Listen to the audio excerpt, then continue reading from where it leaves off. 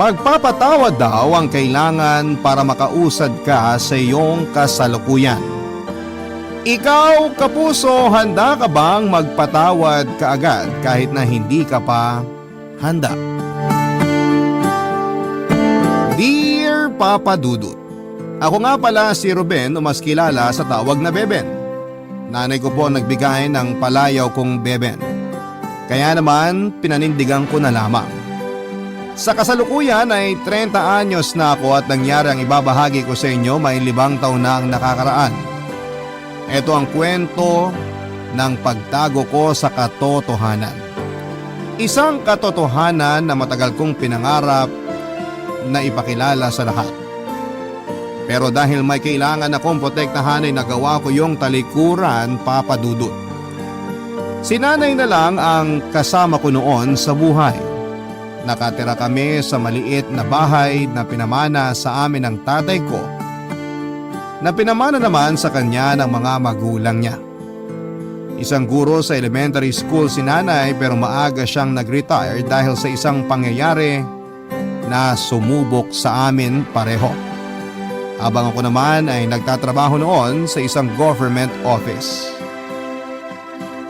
Kinukuha ako dati ng isang pribadong kumpanya malayo sa amin at inoferan pa ako ng malaking sahod. Pero tinanggihan ko dahil walang makakasama si nanay.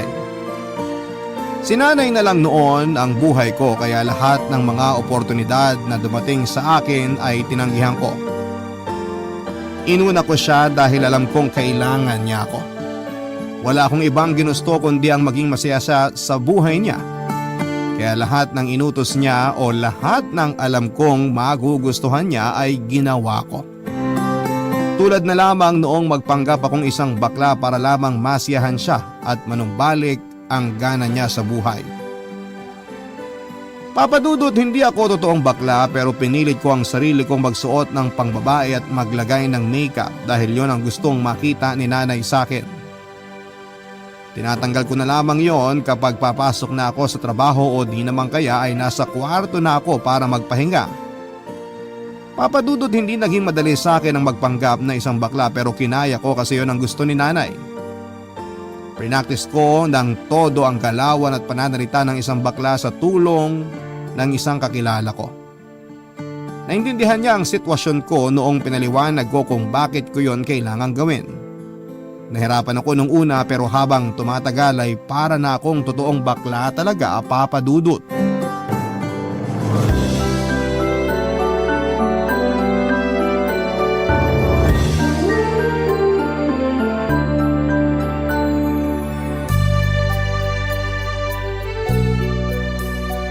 Parang di ko naman bagay ang pink na lipstick, Beben. Bagay sa inyo, Nay. Nagmumukha akong maputla lalo. Tingnan mo ngang mabuti sa salamin, no? Kulang lang sa punas ang salamin nyo, Nay. Magtiwala kayo sa akin. Napakaganda nyo sa pink lipstick na yan. Parang gusto kong gamitin uli yung pulang lipstick ko. Wag na yun. Sumubok naman tayo ng bago. Eh, di kasi ako komportable sa kulay eh. Nakakatampo ka naman, Nay. Pinaghirapan ko kayang ipahid sa labi mo yung pink lipstick na yan. Eh, sa di ko nga bagay. Ay, sige na, hayaan mo na. Masasanay din ako sa kulay nito. Ay, parang napilitan lang ah. Hindi lang talaga ako sanay sa kulay. Alam mo naman kaming mga may edad na. Kung ano yung nakasanayan namin, dun kami. Paguhin na natin yan, Nay. Sumubok ka ng bago. Nakakapanibago sa una pero makakasanayan mo rin to. Sumeseryoso na ang usapan dahil lang sa pink na lipstick. O siya, kung ayaw nyo talaga yung pink lipstick na yan, burahin na lang natin. Bumalik na lang tayo sa dati nyong gamit. Ay, hayaan mo na. Sabi mo nga, masasanay din ako. Pero seryosong Ang lakas niyong mambola. siya kaya nagturo sa akin na bulahin kita lagi. Alam ko naman yon. Mga bata pa lang kayo ginagaya mo na kung paano niya ako purihin. Eh kasi kapag pinupuri niya kayo, umaaliwala sa mukha nyo. Ay, namiss ko tuloy si Rodel. Nasaan na nga kaya siya ngayon? Kasama na po siya ni tatay. Sa langit nga kaya sila napunta? Oo naman po. Napakabuti ng mga puso nila. Sa langit talaga ang punta nila. Ano nga kaya ang ginagawa nila sa langit? Si tatay baka nakikihima sa manok ni San Pedro. Baka nga niyayabangan na ng tatay mo si San Pedro eh. Binibida na siguro ni tatay na mas magandang manok niyang panamo kaysa sa manok ni San Pedro. Nakikinita ko na ang ganyang usapan nila. Si Rodel kaya, ano naman kaya ang ginagawa niya sa langit ngayon? Kinikilayan na niya bawat anghel na makita niya. Baka nga pinapagamit na rin niya ang pulang lipstick niya sa mga anghel na kasama niya. Yung lipstick na pinabaon niyo sa kabaong niya? Oo. Naalala ko na naman tuloy bigla. Pinapabili ni Rodel ang pulang lipstick na yun sa akin dati. Kaso di ko naasikaso agad dahil mas inuna kong bumili ng isusuot ko sa barangay night. Ay, sana talaga napagbigyan ko siya sa pulang lipstick na gusto niya para naman naging masaya siya bago siya namatay. Sana nabili ko na yung lipstick na yon para nagamit niya. Para nakita ko sa labi niya at hindi sa loob ng kabaong niya. Oh, ayan na naman po, Nay, ah. Nalulungkot na naman kayo. Normal lang naman malungkot. Wag mo na akong pagbawalan sa nararamdaman ko. Ayoko lang kasing nakikita kayong malungkot, Nay. Pati ako nahahawa eh. Di ko lang talaga maitago ang lungkot kapag naaalala ko si Rodel. Huwag na lang po natin siya pag-usapan para di na kayo malungkot ulit. O sige, mas mabuti pa nga. Alam niyo kung anong bagay sa pink lipstick? Yung green na bestida niyo. Yung regalo ni tatay sa inyo nung... Oh, Nay. Pasensya ka na, bebe, anak. Hindi ko lang talaga makayanang itago ang lungkot. Tahan na po. Hayaan mo na muna akong malungkot, anak. Hayaan mo na muna ako, ha?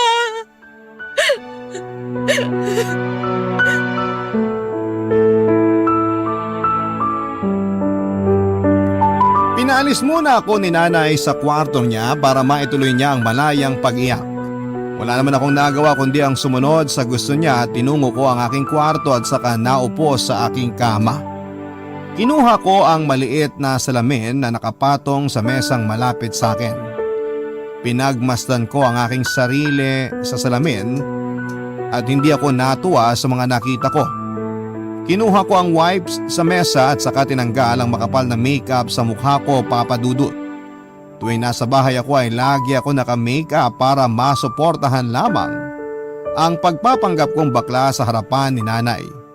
Hindi kasi kumbinsido noon si nanay na bakla ako noong sinabi ko yon sa kanya mula noong namatay ang kakambal kong si Rodel. May 5 taon na noon ang nakakalipas. Sa aming dalawa ni Rodel, siya ang paborito ni nanay dahil nagkasundo sila sa mga kaartehan sa katawan. Maaga kasing umamin noon si Rodel sa kanyang totoong kasarian. 10 taong gulang pa lamang siya noong sinabi niya sa amin na bakla siya. Natuwa si nanay dahil pangarap niya magkaroon ng anak na bakla gaya noong mga anak ng amiga niya. Naniniwala kasi si nanay dati na malaking swerte ang hatid ng mga bakla sa pamilya. Saka sinabi ni nanay na mas maalaga ang mga baklang anak. Kaya gusto niyang maranasan ang magkaroon ng anak na bakla. Papadudot mula noong umamin si Rodel kay nanay, halos hindi na sila mapaghiwalay na dalawa. Binilahan ni nanay ng mga bestida at pang make-up si Rodel. Halos hindi na nga nila ako mapansin noon kung hindi ako gagawa ng paraan para maiparamdam ko ang presensya ko sa kanila. Kaya nga ginaya ko ang mga papuri ni Rodel kay nanay. Baka sakaling mapansin din niya ako pero hindi pa rin yon nangyari. Noong namatay si Rodel, akala ko nangyari. Kahit inalagaan ko na si nanay ng todo after mamatay ni Rodel, ay hindi ko pa rin maramdaman na nakikita niya ako. Mas lalong ang napamahal si nanay kay Rodel mula noong namatay ito. Nasaktan ako na makitang nahihirapang makabangon si nanay mula sa pagkamatay ni Rodel. Wala akong ibang nakitang paraan para mapadali ang pagtatapos ng pagluluksa ni nanay. Hanggang sa naisipan kong magpanggap na bakla at gayahin ang naging buhay ni Rodel. Sa simula ng pag-amin ko noon ay hindi ko Hindi ako pinaniwalaan ni nanay. Hindi ko naman siya masisisi dahil kulang ako sa ensayo para maipakitang bakla talaga ako sa harapan niya. Kaya naman ginamitan ko na ng make-up at damit pang babae ang pagpapanggap ko. Ginamit ko ang mga iniwang gamit ni Rodel, Papa Dudut. Noong nakita na ni nanay ang itsura ko ay doon na siya naniwala, lalo't nagaya ko kahit konti ang style ni Rodel. Naiyak nga si nanay dahil para raw nabuhay si Rodel dahil sa nakita niyang itsura ko. Nasaktan ako noon dahil si Rodel pa rin ang nakikita niya. Pero mas nangibabaw ang saya ko dahil sa wakas ay may naging solusyon na ako sa lungkot na nararamdaman ni nanay.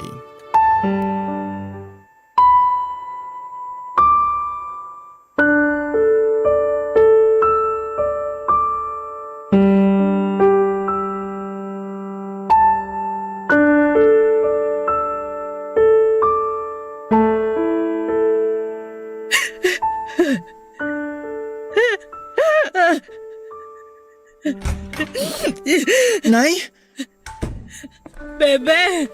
narinig ko po kayong umiiyak. Ayos lang po ba kayo? May masakit po ba sa katawan nyo? Wala naman. Ano po bang problema? Napanaginipan ko na naman si Rodel. Ay, wag niyo na po kasi siya masyadong iniisip para di niyo siya nadadala hanggang sa panaginip. 3 araw ko na siyang di naiisip. Kaya siguro siya nagparamdam sa panaginip ko. Baka akala niya kinalimutan ko na siya. Malayong-malayo na si Rodel sa atin, Nay. Hindi na siya gagawa ng paraan para ipilit ang presensya niya sa atin. Parang sinasabi mo na dapat lang kalimutan na natin ang kakambal mo. Porke pa matagal na siyang patay.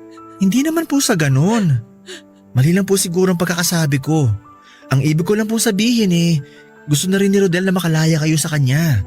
Ayaw niyang nakikita na di pa rin kayo tapos sa pagluluksa. Habang buhay kong ipagluluksa si Rodel. Hindi po kasi pwedeng hindi na tayo umusad sa buhay dahil lang sa pagkawala ng isang tao sa buhay natin. Lang? Ganyan ba kababaw ang tingin mo sa pagkawala ng kakambal mo? Lang sa'yo to? Hindi naman po. Dapat nga parehas tayo nagluluksa ngayon dahil kapatid mo si Rodel. Kapatid mo yung namatay, kakambal mo. Lagi kayong magkasama nung nabubuhay pa siya. Nalulungkot ako hanggang ngayon dahil di ko na siya makakasama kahit kailan. Pero alam ko kung nasan man siya ngayon, ayaw niya na magmukmuk na lang tayo dahil lang sa pagkawala niya. Lang na naman! Para ka lang nawala ng suklaya! Ipahinga niyo na lang po ulit yan, Nay. Pabalik na ako sa kwarto ko. Parang buhay si Rodel sa panaginip ko. Parang hindi siya nawala. Ay, Nay. Nakangiti siya sa akin, Beben, pero di siya nagsasalita. Nakaternong puti siya, tapos walang makeup ang mukha niya. Sa una nahirapan akong kilalanin siya, pero nung initian na niya ako, alam kong siya ang kakambal mo. Niyakap ko siya pero di ko naramdaman na yumakap siya babalik. Parang ang lambot ng katawan niya nung nahawakan ko siya. Natakot ako baka mabali ko siya. Ang Rodel ko! Ano po, Nay? Please? Tapos bigla na lang siyang nawala nung kumalas ako sa pagkakayakap ko sa kanya. Gusto ko siyang hanapin, habulin.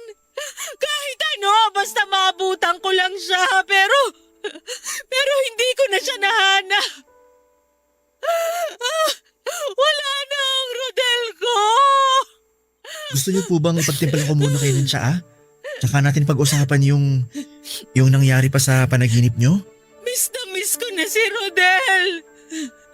Bakit ba ang hirap masanay na di na siya kasama? Beben, ikaw ba? Hinahanap-hanap mo pa rin ba ang kapatid mo? Opo naman. Lalo na yung malakas sa pagkanta niya tuwing nagigising siya sa umaga. Pati yung mga yakap at halik niya sa akin kapag nagigising siya. Kahit di pa siya naghihilamos o nagmumumog, mas inuuna pa niyan lambingin tayo. Lalo na po kayo. Ang Rodel ko! Namimiss ko rin yung mga niluluto niya sa umaga na puro prito.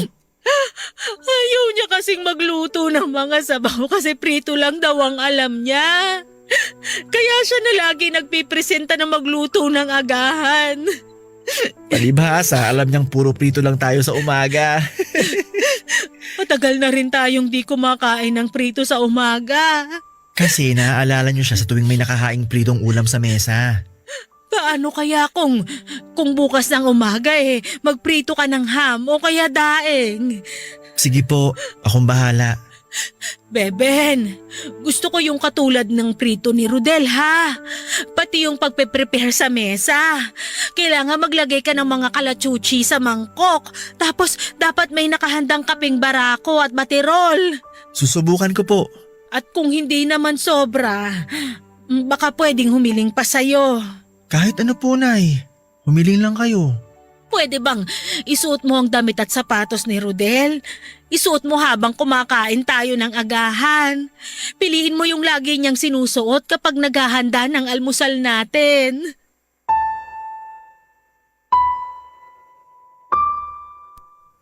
Napatanga ako sa hiniling ni Nanay Papa Dudut. Naisip ko na gano'n na ba talaga katindi ang pangungulila ni Nanay para isiping buhayin ang katauhan ni Rodel sa pamamagitan ko. Nasaktan ako sa gustong mangyari ni Nanay pero sinunod ko pa rin dahil natakot akong muli siyang bumagsak sa pagluluksa niya. Ilang beses na kasing gustong bumigay noon si Nanay mula noong namatay si Rodel. Kaya nga ako nagsabi kay Nanay na bakla ako para kahit papaano ay hindi niya maramdamang nawala na ang bakla kong kakambal na si Rodel. Akala ko noon hanggang doon na lamang ang pagpapanggap ko. Pero nadagdagan pa. Ninais ni Nanay na umakto akong katulad ni Rodel na alam kong hindi ko naman kaya. Sinunod ko ang gusto ni Nanay kung kapalit naman ay kasiyahan niya. Inalungkat ko ang mga kahon kung saan ay nakatago ang mga gamit ni Rodel at nag-check ako kung ano pa ang kasya sa akin doon para magamit ko sa umaga tulad na lamang ng mga binili ni Nanay na damit dati. Nahirapan akong makahanap ng kakasya sa akin dahil magkaiba kami ng laki ng katawan ni Rodel. Sinunod ko naman kinaumagahan ang pagluluto ng daing na madalas ay piniprito ni Rodel noong buhay pa lamang siya. Naghanda din ako ng baterol at barako. Sinama ko na rin ang isang mangkok ng bulaklak na kalachuchi na nahingi ko pa sa kapitbahay. Noong nagising si Nanay kinaumagahan ay natuwa siya sa hinanda ko. Niyakap niya ako at nagpasalamat. Para na raw nabuhay muli si Rodel dahil kamukhang kamukha ko raw siya lalo na noong sinuot ko na ang damit niya. Medyo may kurot noon dahil kahit ako, ang buhay ay parang ako ang pumanaw sa amin ni Rodel. Naramdaman ko na mas mahal talaga ni Nanay si Rodel kesa sa akin dahil nagawa pa niya akong pakiusapan para gawin lahat ng mga ginagawa ni Rodel noong nabubuhay pa siya. Marami pang ni-request sa akin si Nanay na gawin ko na ginagawa ni Rodel noong nabubuhay pa lamang siya. Pinilit ni Nanay na kumanta ako tuwing umaga, Papa Dudut. Pinilit din ako ni Nanay na sabayan siyang manood ng mga horror movie dahil yon ang nakahiligan nila ni Rodel dati. Mahina ang loob ko sa panonood ng mga nakakatakot dahil biglang naninikip ang dibdib ko at madalas akong binabangungot. Pero pinagbigyan ko si Nanay. Hindi ko na halos makilala noon ang sarili ko dahil puro panggagaya na lamang kay Rodel ang ginagawa ko. Papa Dudut, hindi ko noon alam kung hanggang kailan ko makakayanang magtago lagi sa katauhan ng kakambal ko. Barangay Love Stories. Barangay Love Stories. Dati kasi, noong mga unang buwan na namatay si Rodel ay hindi siya kumakain at nakakulong lamang sa kwarto. Tinakbo ko pa siya sa ospital dahil kahit tubig ay tinatanggihan niya. May mga pagtatangka rin siya sa buhay niya na nagpa-stress sa akin. Ilang gabi ko siyang binantayan, wag lamang niyang maisipang sumunod kina Rodel at kay tatay. Wala akong maisip na tamang paraan para umayos ang lahat noon, Papa Dudut. Nahirapan po akong pagsabayin ang pagluluksa ko sa pagkamatay ni Rodel at ang pag-aalaga kay Nanay. Sinubukan kong kumuha ng kasambahay na magbabantay kay Nanay pero tinanggihan niya. Pinilit ko pero nagalit siya dahilan para mas lalo siyang malungkot. Kaya naman ako na lamang talaga ang umaasikaso noon kay nanay at nahirapan ako pero hindi ko naman magawang magreklamo dahil mahal na mahal ko siya. Kung merong mang ibang nakaalam sa pagpapanggap ko, yon ay walang iba kundi ang long-time girlfriend ko na si Jelly. Hindi alam noon ni nanay ang tungkol sa amin dahil nga nagpanggap akong bakla. Kami na ni Jelly bago pa man mamatay noon si Rodel at balak ko na sana siyang ipakilala kay nanay pero mas nangibabaw sa akin ang magpanggap munang bakla. Wala naman akong ibang gusto noon kundi ang makabangon si nanay kaya sinabi ko ang sitwasyon ko kay Jelly. Masaya niyang naintindihan ang sitwasyon ko at hindi naghangad na ipagkalandakan ang relasyon namin. Sinabi niya na gusto niyang makilala si nanay kapag handa na ako. Bala ko na rin namang pakasalan si Jelly pero hindi ko alam kung paano ko yon magagawa lalo't nabaon na ako sa pagpapanggap.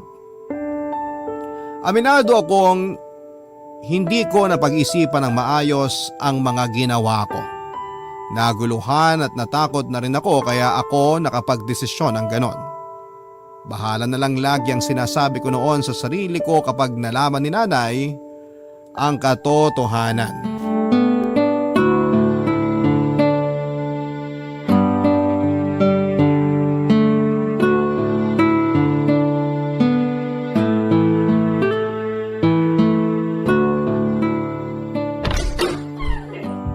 Pasok ka, Jelly. Sure ka bang hindi uwi kagad ang nanay mo? Baka maabutan niya ako rito. Mamayang gabi pa raw ang uwi niya. Nagbiling na siya. Masosolo natin tong bahay hanggang mamaya. Upo ka. Salamat. Ang ganda pala nitong bahay niyo, no? Parang ganito yung napapanood ko sa TV eh. Yung bahay na pinamumugaran lagi ng mga ligaw na kaluluwa at engkanto? Grabe naman to. Pero oo. Pinamana pa kasi to sa tatay ko ng mga magulang niya. Tapos minana naman namin nung namatay siya. Ganitong mga bahay yung gusto ko talaga eh. Excited na akong tumira dito. Uy, baka naman iniisip mo na minamadali kita makipag-live-in sa akin o pakasalan ako ha? Huwag mong isipin yun. Natuwa lang kasi talaga ako sa bahay ninyo. Ano ka ba? Bala ko naman talagang pakasalan ka at itira rito sa bahay balang araw. Para kasing nalungkot ka nung sinabi ko sa'yo eh. Nalungkot, oo. Kasi alam mo naman ang sitwasyon ko, di ba? Oo naman. Kaya nga sinabi ko na hindi naman kita minamadali. Kung ako lang, gusto ko pakasalan na kita ngayon pa lang pero… Pero hindi pa pwede dahil sa nanay mo. Ay, mas lumala nga ang lagay niya ngayon eh. Alam mo bang minsan kailangan ko magpanggap na ako si Rodel? Kailangan magayo ko ang boses at galaw niya. Yun na lang nagpapasaya kay nanay. Pinasayaw pa nga niya ako eh. Tulad nung sinayaw ni Rodel sa Foundation Day. Ay, parang hindi naman yata tama yan. Alam ko. Pero wala naman akong ibang magawa. Masaya na rin ako na nakikita siya nakangiti kahit papano. Eh paano ka naman?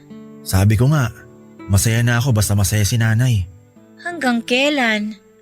Ay, malay mo bukas matanggap na niyang wala na si Rodel. Tapos pwede ko nang aminin na di ako bakla. Tapos pwede na kita ipakilala. Tapos aayain na kita magpakasal. Tapos titira ka rito. Tapos magiging masaya tayo Beben, Bakit? mahal kita. Mahal din kita. Hindi ko alam kung paano mo malulusutan tong nangyayari sa'yo ngayon. Pero gusto ko lang malaman mo na nandito lang ako. Wala akong hawak na solusyon pero nandito lang ako. Salamat. Alam mo, bagay sa yung bestida mo ngayon ah. Pink na pink, no? Mukha kang cotton candy na naglalakad. Grabe ka naman. Bestida to ni Rodel. Ginamit niya nung 16th birthday namin. Pinabili niya kay nanay. Eh ikaw, ano pinabili mo sa nanay mo? Wala. Bakit naman wala? Kahit damit na isusuot sa birthday nyo? Medyo may kamahalan na kasi tong bestida ni Rodel eh. Nahiya na rin ako magpabili kay nanay. Panay na kasi ang daing ni nanay na halos mabutas na yung bulsa niya dahil sa presyo nitong bestida. Dapat meron ka rin kahit sombrero o kaya necktie, ganun. Hayaan mo na. Di naman ako masyado sa gamit. Ayos na sa akin kahit ano lang yung meron. Buti nagkasya pa sa'yo yung bestida ni Rodel, no? Isipin mo, 16th birthday pa niya nagamit yan. Mabuti nga, nagkasya talaga. Paanong laki ng pinayat mo? Di naman. Anong hindi naman? Halos wala ka ng pisngi dahil sa kapayatan. Nakita mo na ba ang itsura mo ngayon sa salamin? Hanggat maaari ayoko sanang tumingin sa salamin. Ayoko makita ang itsura ko habang suot mga bestida ni Rodel. Naramdaman kong gumaan ang mundo ko dahil sa pagsuporta at pag-aalala ni Jelly sa akin.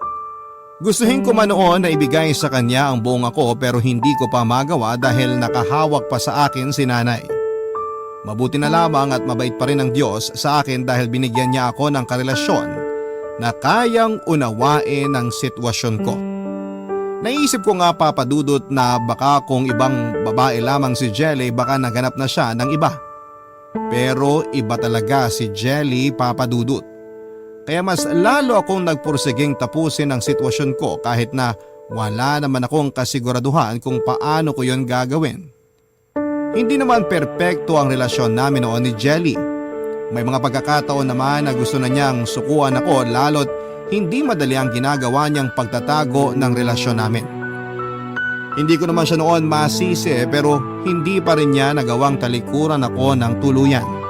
Sinanay niya ang sarili niya sa sitwasyon ko hanggang isang araw ay hindi na namin yon na pag-aawayan pa. Madalas na ring dumadalaw si Jelly noon sa bahay kapag sinasabihan ko siya na wala si nanay. Hindi ko noon alam kung saan nagpupunta si nanay pero noong mga nakaraan ay mas gusto niyang nasa labas lagi. Iniisip ko na baka nililibang niya ang sarili niya sa pamamasyal para hindi na rin maisip masyado si Rodel. Naging malaking pabor naman yon sa akin dahil hindi ko na kailangang makita pa ang kalungkutan niya. Yun nga lang ay may bahid pa rin ng pag-aalala sa akin dahil hindi naman siya nagsasabi sa kung saan siya nagpupunta. Pangpalubag loob ko na lamang siguro noon na nakakauwi pa rin siya ng maayos. Kapag umuwi si nanay noon sa bahay, nakangiti siya madalas at maaliwalas ang kanyang itsura. Kaya kung ano man ang ginagawa niya noon o kung saan man siya nagpupunta ay masaya na rin ako. Papadudot dahil nga sa dalas na hindi naglalagi si nanay noon sa bahay, ay pinapatulog ko na doon si Jelly. Kung sakali mang biglang umuwi noon si nanay, nagtatago na lamang si Jelly sa kwarto hanggang sa pumasok na si nanay sa kwarto niya.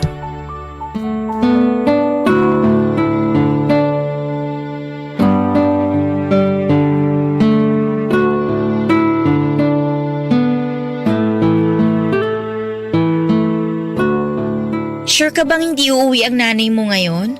Oo, sigurado ako. Nagdala siya ng damit eh. Baka mamaya biglang dumating yun patay tayo. Huwag nang mag-worry, di yun darating.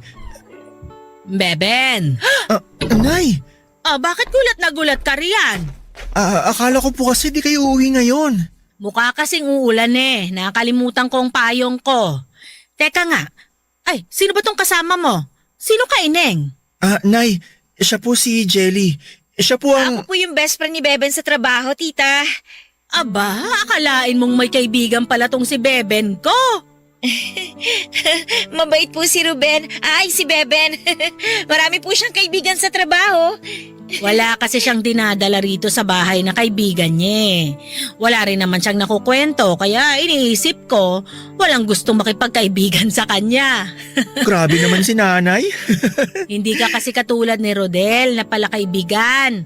Lagi ka na lang nakakulong dito sa bahay mula nung bata ka. Mahiyain lang po. Dapat kasi namana mo yung kapal ng mukha ng kakambal mo dapat marunong ka ring makisama. Para di ka naman nag-iisa lagi. Magaling pong makisama si Beben, tita. Hindi niyo lang siguro nababalitaan. Baka nga. Kahit nga karelasyon niya wala akong nababalitaan kahit isa. Puro ako na lang ang topic Teka nga, Beben. Wala ka pang naikukwento sa akin na naging karelasyon mo Wala ka bang nobyo ngayon? Jelly, meron ba? Si Beben po ang makakasagot niyan, tita. Beben, may nobyo ka na ba? Nobyo? Hindi naman kita pinagbabawalan kung gusto mong magkaroon ng boyfriend Sabihin mo lang, baka matuwa pa ako. Nay? Meron po siyang karelasyon, tita. Sige, ako na lang po ang magchichismis. Talaga? Jelly! Mahal na mahal po si Bebe ng karelasyon niya. Handa nga raw po siya maghintay hanggang handang-handa na si Bebe na ipakilala kayo sa kanya. Ay, ganun ba? Beben, hindi naman ako magiging kontrabida sa pag-iibigan niyo eh. Walang kaso sa akin kung ipapakilala mo na sa akin ang nobyo mo. Gusto niyo na po ba siya makilala, tita? Oo naman! Matagal ko nang pinagdadasal na sana ay magkaroon na ng karelasyon tong si Beben ko. Dahil tumatanda na rin ako at humihina na. Kailangan niya ng kasama kapag nawala ako. Huwag nga po kayo magsalita ng ganyan, Nay. Nagsasabi lang ako ng totoo. Pwede mo nang ipakilala ang karelasyon mo, Beben. Jelly! Sa totoo lang, tita, yung karelasyon ni Beben, Jelly! katrabaho rin po namin. Gwapo ba? Matino? Matipuno? Opo, ang sagot sa lahat ng tanong nyo, tita. Hayaan nyo, kapag hindi na po nahihiya tong si Beben, ipapakilala na rin po niya sa inyo ang boyfriend niya. Ano bang pangalan ng boyfriend mo, Beben? Nay? Julio! Julio po yung pangalan ng boyfriend ni Beben. Walang ibang pinag-usapan si Nanay at Jelly kundi ang love life ko, Papa Dudut. Nailang ako dahil wala naman akong kakilalang Julio at mas lalong wala akong nobyong ganon ang pangalan. Natuwa si Nanay sa mga detalyeng nilatag ni Jelly sa kanya tungkol sa imaginary boyfriend ko. Hindi na ako nagsalita noon at hinayaan na lamang silang dalawa na mag-usap. Sinabi pa ni Jelly na matagal na raw kami ni Julio at may bala kaming magpakasal kapag pwede na sa Pilipinas. Sinabi rin ni Jelly na may kaya si Julio at hindi magiging pabigat sa akin kapag nagsama na kami. Pansin ko ang kakaibang kislap sa mga mata ni Nanay habang nakikinig sa mga kasinungalingan ni Jelly. Hindi ko maintindihan ang mararamdaman ko noon. Naghalong inis at tuwa, Papa Dudut. Inis dahil nga nagsinungaling si Jelly tungkol sa love life ko. Tuwa naman dahil nakita kong nabuhayan at naging masaya si Nanay. Dahil late na noon ay hinayaan na ni Nanay na matulog si Jelly sa bahay. Pinagamit niya ang kwarto ni Rodel pero nang nakatulog na si Nanay ay sinundo ko si Jelly para papuntahin sa kwarto ko. Masaya si Jelly noon at niyakap ako dahil sa wakas daw ay nakilala na rin niya si Nanay. Nakaramdam ako ng kurot sa puso ko dahil matagal na palang gustong makilala ni Jelly si Nanay. Pero dahil sa sitwasyon ko ay hindi ko yon nagawa. Imbis na magalit ako noon sa pagsisinungaling niya ay hinalikan ko na lamang siya at nagpasalamat. Gusto ko sana noon na kumprontahin siya tungkol sa pagsisinungaling niya. Pero nakita kong good mood si Jelly. Ayoko namang masira yon noon dahil lamang sa argumento. Pinagpaliban ko muna ang pakikipag-usap sa kanya tungkol sa mga napag-usapan nila ni Nanay. Gusto ko lang noon na makatulog na katabi si Jelly dahil siya lamang noon ang pinagkukunan ko ng lakas. Sa mga panahong yon, nabagsak ako. Barangay Love Stories. Barangay Love Stories. Maagang nagising si Jelly para makabalik na sa kwarto ni Rodel bago pa magising si Nanay. Noong nagising na si Nanay ay sakalang lumabas ng kwarto si Jelly. Inaya ni Nanay si Jelly na magagahan. Nagpakwento pa nga si Nanay kay Jelly tungkol kay Julio. Nakinig lang ako sa mga kasinungalingan ni Jelly. Hindi na ako natuwa, Papa Dudut, dahil pati si Jelly nadamay na sa nabuo kong kasinungalingan. Sinubukan kong pahintuin si Jelly sa pagkukwento bago pa siya malubog pero hindi siya nagpapigil. Napagalitan pa ako ni Nanay dahil sa pananaway na ginagawa ko kay Jelly. Na bad mood ako nung umagang yon at napansin na yon ni Jelly. Nagpaalam na siya sa amin ni Nanay na uuwi na raw siya dahil kailangan pa raw niyang maglaba. Hindi ko naman siya pinigilan pa dahil parang gusto ko na rin siyang umalis noon bago pa siya makapagdagdag ng panibagong kasinungalingan kay Nanay. Hinatid ni Nanay hanggang sa sakay ng jeep si Jelly. Hindi ko na muna kinausap si Jelly para iparating sa kanya na hindi ako okay sa pagsisinungaling niya, Papa Dudut. Pagkabalik ni Nanay sa bahay ay nagtimpla siya ng kape. Nakinig siya sa radyo habang nakaharap sa may bintana. Hindi pa rin ako noon umalis sa hapagkainan dahil parang nawalan ako ng lakas na tumayo.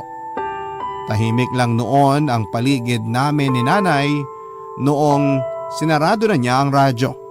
Wala ni isa sa amin ang piniling magsalita, Papa Dudut. Hinayaan naming maglakbay ang katahimikan sa pagitan namin. Pareho kaming may gustong sabihin noon pero hindi namin magawang iparating sa bawat isa. Lumipas siguro ang halos 1 oras bago ako nagpasyang tumayo na. Inayos ko ang pinagkainan namin at saka dinala yon sa lababo. Sa sobrang tahimik ng paligid ay nangibabaw ang lakas ng agos ng gripo. Napalingon tuloy si nanay sa akin at saka lumapit. Inilagay niya ang tasang pinagkapihan niya sa lababo at saka ako kinausap. Kunwari ay wala akong naririnig noon dahil sa lakas ng gripo. Pero agad niyang sinarado ang gripo at saka pinilit akong kausapin. Wala akong nagawa kundi ang harapin si nanay, Papa Dudut.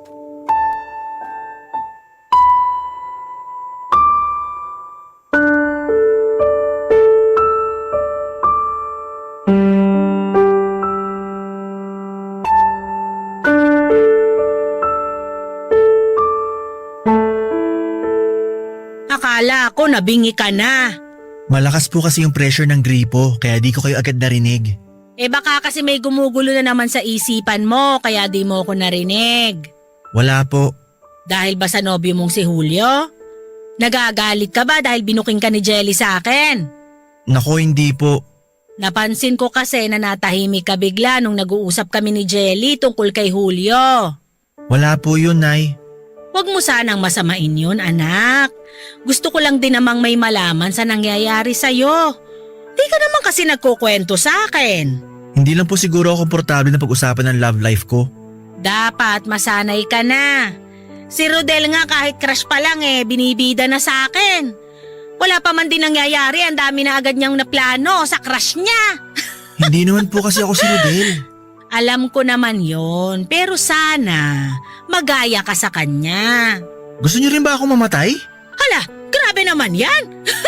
Ang ibig kong sabihin, sana lang maging katulad mo si Rodel. Ano pong ibig niyong sabihin?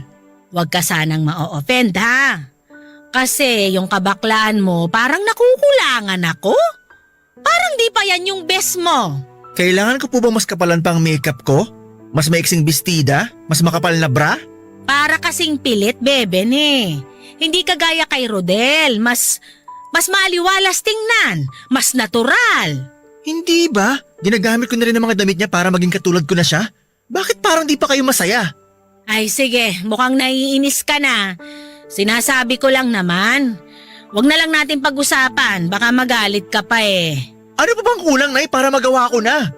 Kailangan po ba bawat makasulubong ko sa daan batiin ko, beso ko? Kailangan ba lahat ng kapitbahay natin gawin kong kaibigan? Kasi yun ang ginagawa ni Rodel nung nabubuhay pa siya? Wala namang masama kung susubukan mo. Malay mo makatulong sa'yo para di ka na laging nag-iisa. Alam niyo kung bakit lagi ako nag-iisa? Kung bakit di ko magawang makihalubilo sa iba? Kasi kayo yung lagi kong inuuna. Inuuna ko lagi yung kapakanan nyo. Di ko kayo maiwang mag-isa kasi takot ako. Takot ako na baka maisipan yung sundan si na Rodel at tatay. Hindi naman kita inoobligang samahan ako Hindi nga po. Pero Nay, ang laking konsensya sa akin kung papabayaan ko lang kayo. Ako pa ang may kasalanan kung nakakaramdam ka ng konsensya. Nay, hindi po sa... Ni minsan, di ako sinisi ni Rodel kahit may pagkukulang ako sa kanya.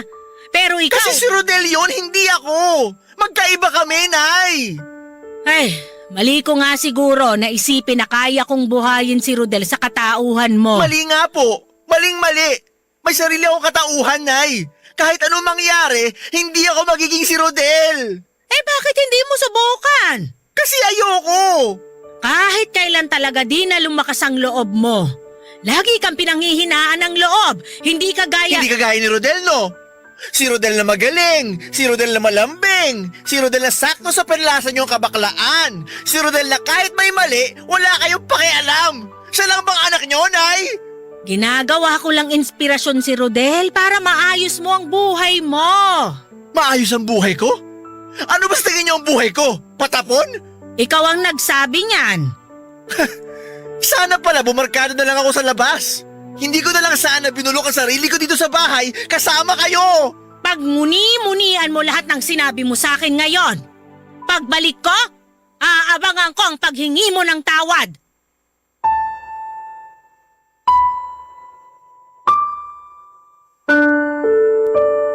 Umalis noon si nanay at hindi ko na inalampa kung saan siya nagpunta.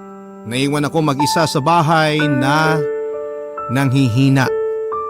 Napasandal ako sa lababo dahil sa unang pagkakataon ay nasabi ko kay nanay ang mga hinaing ko.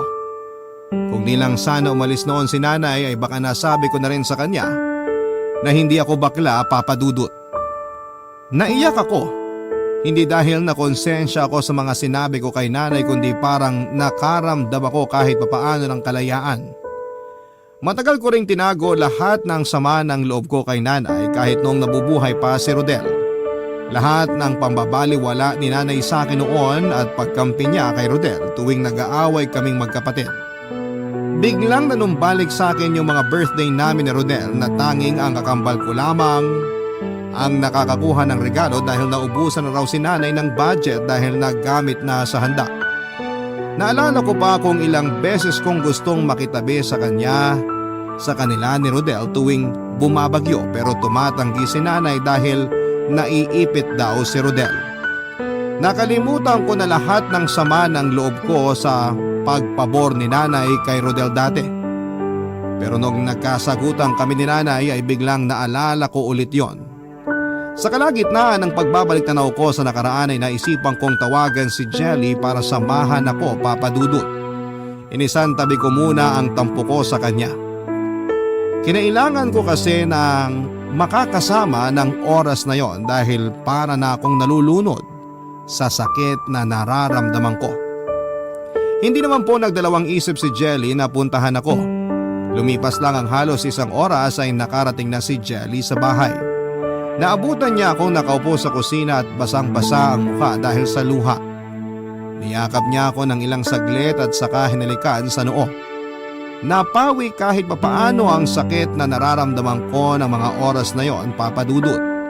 Hindi muna nagtanong si Jelly sa kung ano ang nangyari. Hinintay niyang kumalma ako bago siya nagtanong at nakatingin lang siya sa akin at hinahaplos ang buhok ko. Doon ko ulit na-realize kung gaano ko kaswerte na binayaan ng ganong klaseng karelasyon. Napayakap akong muli kay Jelly at saka umiyak at hinayaan niya akong ibuhos lahat ng sakit na nararamdaman ko bago ko sinabi sa kanya ang mga nangyari.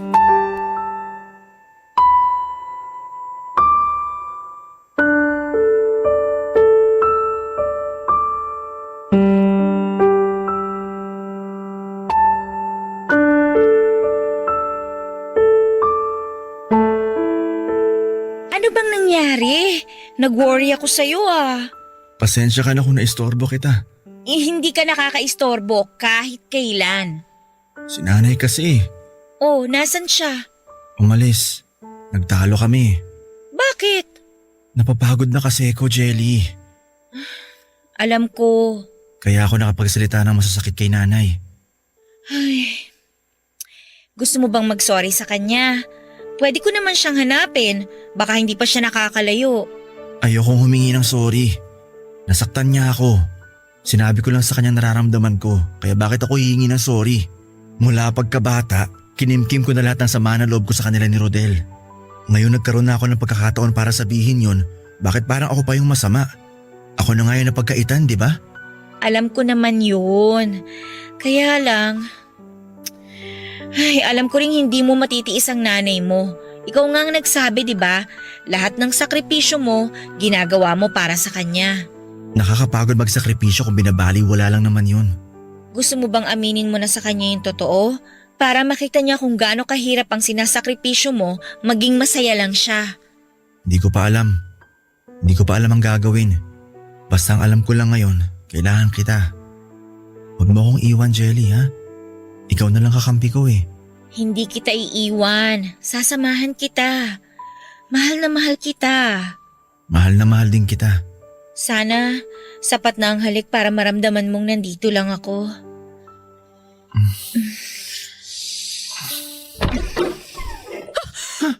Anong ibig sabihin nito? Nay? Bakit kayo naghahalikan, ha? Magpaliwanag kayo! Tita, Sinusubukan mo bang gapangin ang anak ko para mapunta sa'yo? tita, hindi po. Hindi ka na nahiya! Kababae mong tao, tinutukso mo tong anak ko! Sa tingin mo papatulan ka niya? Maging lalaki ka muna bago mangyari yon! Nay, tama na po. Hindi niyo naiintindihan eh. Isa lang ang naiintindihan ko rito. Sinusubukan kang akitin itong malanding babae na to! Huh! Akala ko pa naman mahinhin ka? Lumabas din pala ang kalandian mo? Sa bakla mo pa talaga naisipang magpakamot? Hindi ka ba nahiya kay Julio? Nay, tama na po sabi eh. Huwag mong kampihan tong haliparot na babaeng to! Yang babaeng sinisigawan nyo, siya ang babaeng karelasyon ko. Yan ang babaeng mahal ko. Ha? Beben, wag ngayon. Hindi, Jelly. Kailangan ko sabihin ang totoo. Anong totoo? Hindi ako bakla, Nay. Yun ang totoo. Anong ibig mo sabihin? Sinabi ko lang yun para di ka na mangulila kay Rodel. Sinabi ko lang yun para gustuhin mo pang ipagpatuloy ang buhay mo kahit wala ng paborito mong anak. Sinabi ko lang yun para mapansin mo ko. Para mahalin mo rin ako tulad ng pagmamahal mo kay Rodel. Anak, hindi ko alam na ganyan palang nararamdaman mo. Mahal kita, anak. Pero hindi ka tulad ng pagmamahal mo kay Rodel. Alam ko, madalas ko siyang napapaboran sa maraming bagay. Pero hindi naman ibig sabihin nun, angat ang pagmamahal ko sa kanya kesa sa'yo. Hindi yan ang pinaparamdam nyo sa akin, Nay. Mula pagkabata, alam ng lahat na binusulat ang pagmamahal nyo para kay Rodel at wala kayong tinitira para sa akin. Kahit si tatay alam yun. Kaya siya na yung nag-aabot sa akin ng kung anumang pagkukulang nyo. Siya yung humihingi ng tawad sa akin sa mga pagkakamali nyo. Bakit si tatay nakikita yun? Bakit kayo hindi? Anak, maniwala ka. Pero nagpapasalamat pa rin ako sa inyo. Kasi binuhay nyo pa rin ako. Pinakain, pinag-aral. Salamat po ron. Habang buhay kong tatanawin sa inyo yon, Nay. Anak, babawi ako. Babawi ang nanay. Sana noon pa, Nay. Sana noon pa. Nung di pa ako pagod. Nung kaya ko pang maghintay. Nung kaya ko pang umunawa. Nabigla si nanay sa naging revelasyon ko noon, Papa Dudut. Alam kong natauhan siya at gusto niyang bumawi pero hindi ko siya pinayagan. Gusto ko kasi noon na paglaanan muna ng oras ang sarili ko dahil naubos ako ng ilang taon sa pag-unawa kay nanay. Umalis ako noon ng bahay para tumira muna kina Jelly.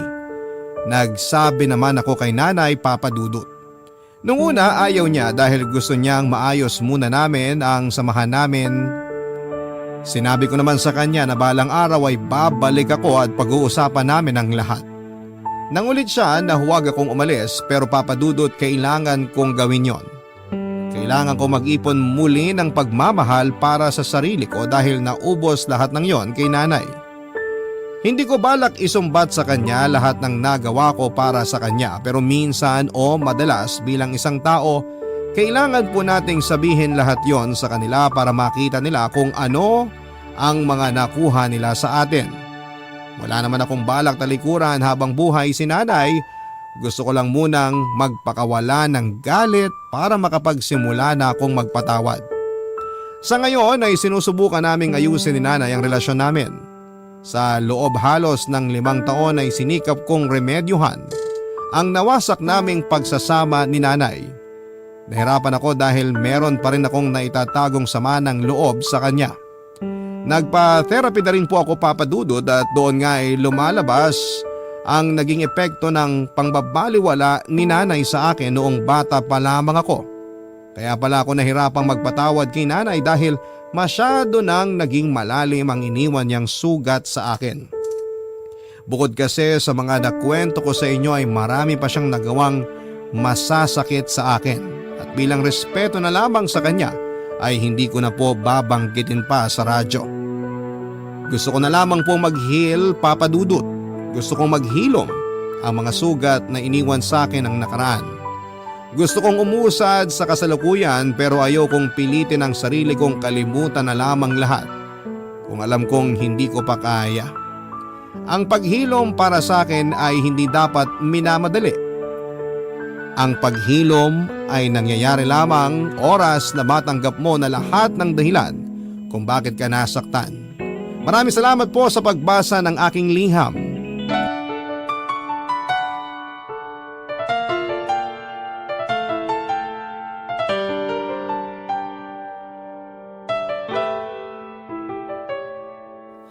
Ang buhay ay mahiwaga, laging may lungkot at saya.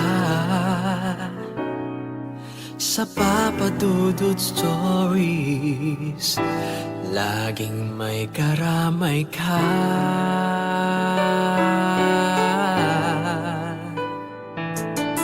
Mga problemang kaibigan, dito ay pakikinggan ka. Sa Papa Dudut Stories, kami ay iyong kasama. Dito sa Papa Dudut Stories, ikaw ay hindi nag-iisa.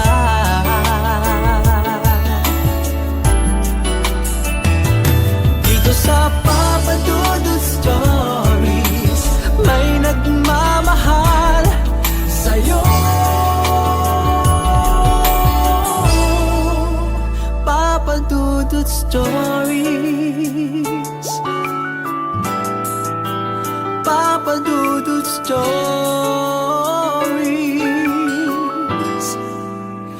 Papa Dudut Stories.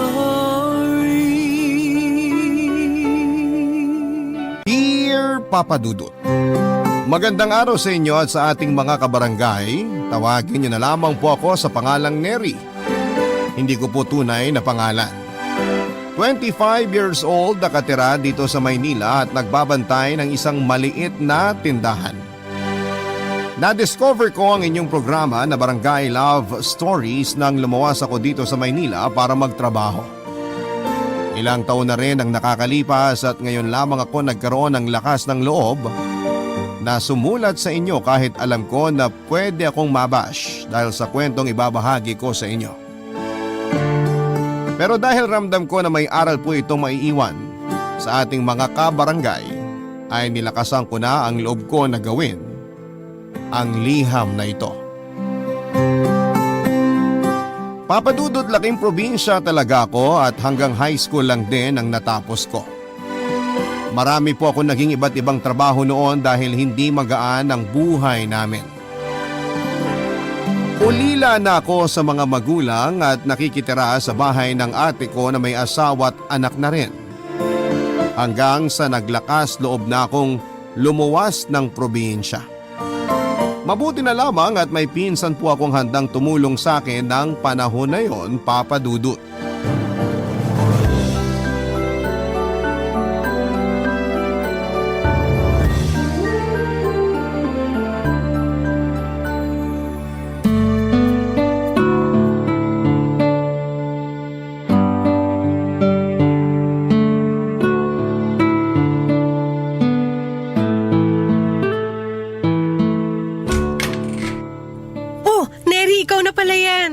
Sorry ate, medyo naligaw ako sa paghahanap dito sa bahay nyo. Magkakamukha kasi halos lahat ng mga bahay dito sa subdivision. Tapos magkakalayo pa. Kaya natagalan ako sa paglalakad at paghahanap dito sa address nyo. Ganito talaga dito. Maraming naliligaw. Halika, pasok ka na. Salamat, Ate Lorna. Parang ang konti naman yata ng dala mong gamit. Isang bag lang talaga? Oo, hindi rin naman kasi ako mahilig bumili ng mga damit kaya konti lang talaga ang mga gamit ko. Karamihan nga ng laman ng bag ko, mga importanteng papel ko lang din. Ay nako, buti ka pa. Matipid. Ako kasi napakagastos ko. Hindi ko mapigilan bumili ng mga bagong bag, sapatos, lalo na kapag gusto ko yung design. Turuan mo nga ako maging matipid. Sige ate, tuturuan kita. Madali lang naman yun. Lagi mo lang isipin na hindi mo naman magagamit lahat ng mga bibilihin mong gamit. Pero grabe, ang laki pala talaga nitong bahay nyo. Hindi naman masyado. Sakto lang. Anong hindi masyado? Ito palang sala nyo. Kasing laki na halos ng pinagsamang sala, kwarto at kusina dun sa bahay ng kapatid ko. Maliliit naman kasi talaga ang mga bahay sa probinsya. Pero nakakamiss ang sariwang hangin doon Sobra ate. Pagbaba ko pa lang ng bus kanina, halos maubo-ubo na ako dahil ang kapalat itim ng usok sa paligid. Ganon talaga rito. Masasanay ka rin sa paglipas ng mga araw at buwan na nakatira ka rito sa amin. Sweetheart, nakita mo ba yung relo ko? Di ko kasi mahanap sa kwarto natin eh. Ay oo, sweetheart. Binulsa ko muna tong relo mo. Nakita ko kasi kanina sa tabi ng TV.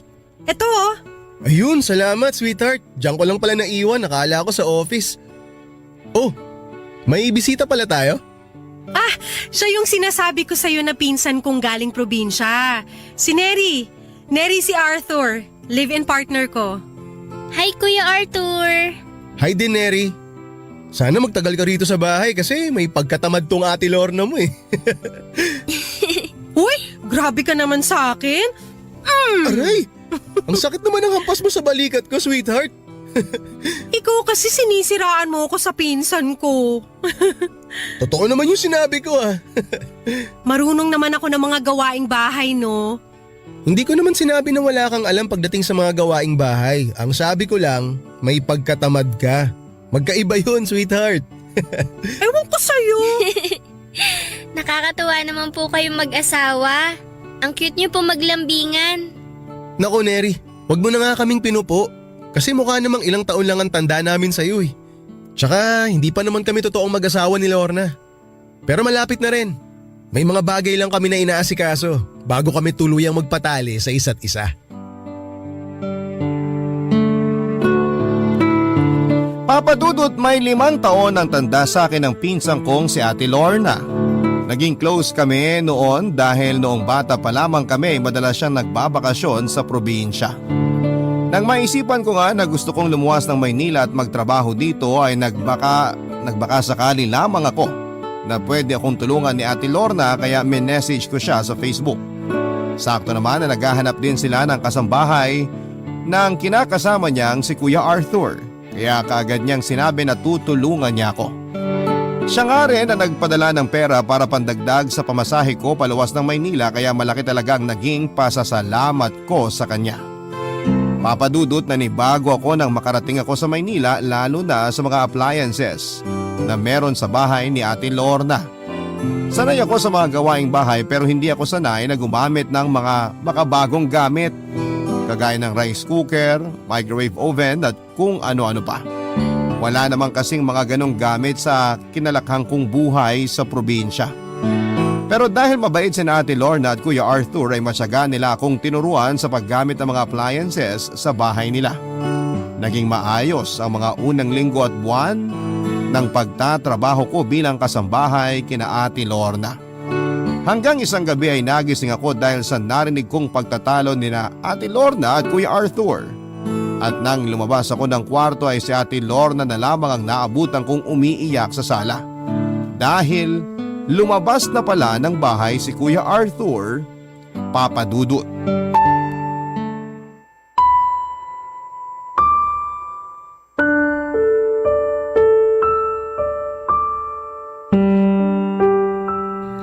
Ate Lorna, ito ang baso ng tubig. Salamat, Neri. Gusto mo na mag-init ako ng tubig para magawan kita ng tsaa? Hindi na. Ayos na tong tubig. Pasensya ka na kung nagising ka ng dahil sa pagtatalo namin ni Arthur. Ayos lang kasi mababaw pa rin naman yung tulog ko kanina. Saan pala pupunta si Kuya Arthur? Magpapahangin lang pero uuwi rin yun mamaya. Baka magpapalipas lang ng init ng ulo niya sa labas. Ate? Madalas ba kayo mag-away ni Kuya Arthur ng gaya nito? Hindi naman masyado. Talaga? Sa totoo lang, medyo nagulat ako sa lakas ng boses niya kanina. Parang nun ko lang siya narinig na sumigaw ng ganun kalakas. Siguro kasi pagod siya sa trabaho, kaya gano'n na lang kainit ang ulo niya. Narinig mo ba kung ano yung pinag-awayan namin kanina? Medyo, pero hindi naman lahat.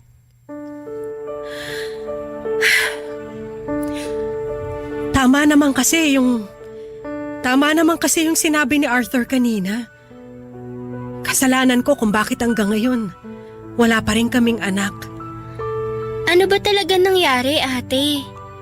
Kung okay lang naman na malaman ko, pero kung ayaw mo magkwento, maiintindihan ko naman. Okay lang, Neri. Ang totoo, pakiramdam ko, kailangan ko rin ng kausap ngayon eh. 4 years ago kasi, pilinano na talaga namin ni Arthur ang magkaroon ng anak. Kaya lahat ng payo ng doktor para makabuo kami ng baby, sinunod namin. Hanggang sa ayon, nagbuntis nga ako. Kaya lang, sumabay naman yun sa promotion ko sa trabaho. Nadagdagan talaga yung mga trabaho ko at nasa ika-4 na buwan na ako ng pagbubuntis nang makunan ako dahil sa pagod at stress. Nako, ate, sorry. Hindi na yata dapat ako nagtanong. Ayos lang talaga, Neri. Kasi ang tagal ko na rin dinadala to sa dibdib ko eh. Matagal na akong pinapahirapan nung nangyaring yun sa buhay ko. Pero hindi mo naman ginusto yung nangyari. Bakit sinisisi ka ni Kuya Arthur? Sinabihan na kasi ako ng doktor na mahina ang kapit ng bata at kailangan ko ng sapat na pahinga. Pero hindi ako nakinig kasi kakapromote ko nga lang sa trabaho. Hindi ko binitawan ang promotion na yon kahit na alam ko na mapanganib para sa baby na pinagbubuntis ko. Walang may gusto sa inyo na makunan ka, Ate Lorna. Pero may magagawa sana ako noon para maiwasan na mangyari yun. Ilang beses na rin kasi akong kinumbinsi ni Arthur na mag-resign sa trabaho pero hindi ko yun sinunod. Sinabi ko sa kanya na kaya kong alagaan ang sarili ko at ang baby namin na nasa tiyan ko. Sana mas nag-ingat ako para sa magiging anak namin. Pero bigo ako na magawa yun. Bigo ako na maingatan ang anak namin. Ate, maniwala ka sa akin. Wala ka talagang kasalanan sa nangyari kasi sigurado ko na ginawa mo pa rin ang lahat para maingatan ang pinagbubuntis mo. Naging pabaya kasi akong ina, Neri. Mas pinili ko ang trabaho ko kaysa sa magiging anak namin dapat ni Arthur. Mas pinili ko ang sarili ko kaysa matuloy ang masayang pamilya na matagal na namin gustong matupad. Pwede pa namang matupad yun, ate. Naniniwala ako na basta marunong tayo magdasal, ibibigay ng Diyos sa atin ang alam niya na gusto nating makuha. Kaya huwag kang mawala ng pag-asa. Ewan ko, hindi ko na alam. Lahat naman kasi ng payo ng doktor sa akin ngayon, sinusunod ko na. Pero wala pa rin. Hindi pa rin ako mabuntis-buntis ulit. Alam mo, pakiramdam ko nga, yun ang dahilan niya kung bakit hanggang ngayon, hindi niya pa rin ako pinapakasalan. Kasi gusto niya na magkaroon muna kami ng anak bago kami tuluyang manumpa ng pagsasama habang buhay. Pero, paano kung hindi ko na yun maibigay sa kanya? Paano na ako kapag iniwan niya ako kasi wala na talaga akong kakayahan na magkaanak? Mary, hindi ko yata kakayanin na mawala siya sa buhay ko. Hindi ko kaya. Hindi ko kaya.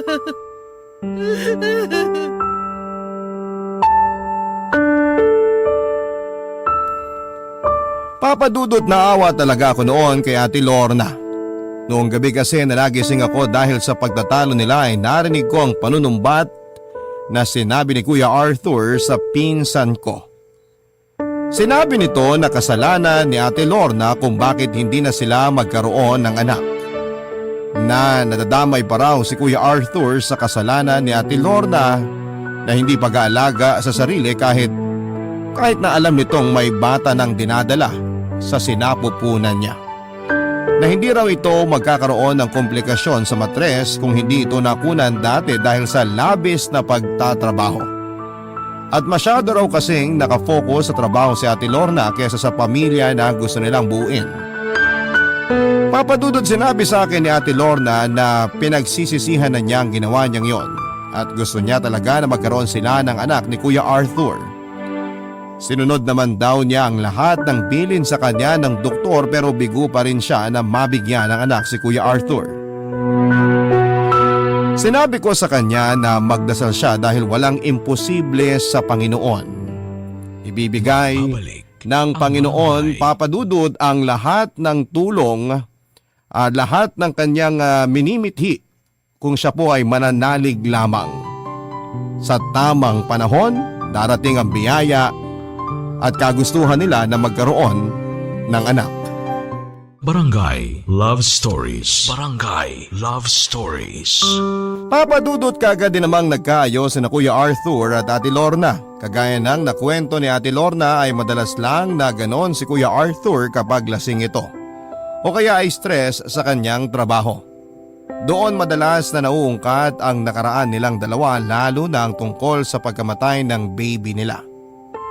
Pero kapag lumipas na yon ay si Kuya Arthur din mismo ang nakikipagayos kay Ate Lorna. Doon ko nakita na mahal din talaga siya ni Kuya Arthur dahil sa kabila ng nagawa ng pinsan ko ay binabalikan pa rin siya nito. Papa Dudut, mahigit 1 taon na akong nagtatrabaho kina Ate Lorna nang makilala ko si Alexis. Nagtatrabaho siya bilang driver sa isang pamilya na nakatira malapit lang din sa amin.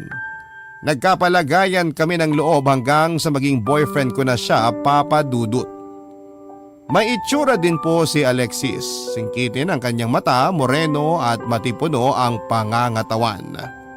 Tumagal din ang mahigit kalahating taon ng relasyon naming dalawa hanggang sa mabuntis ako.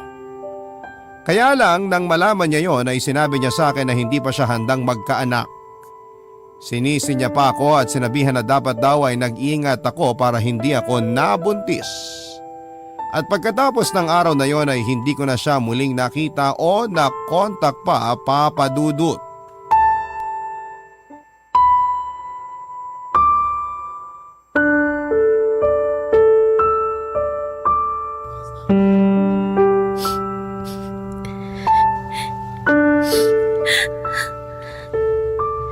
Neri, pakisama naman tong pantalon ni Arthur dyan sa mga pinaplansya mo.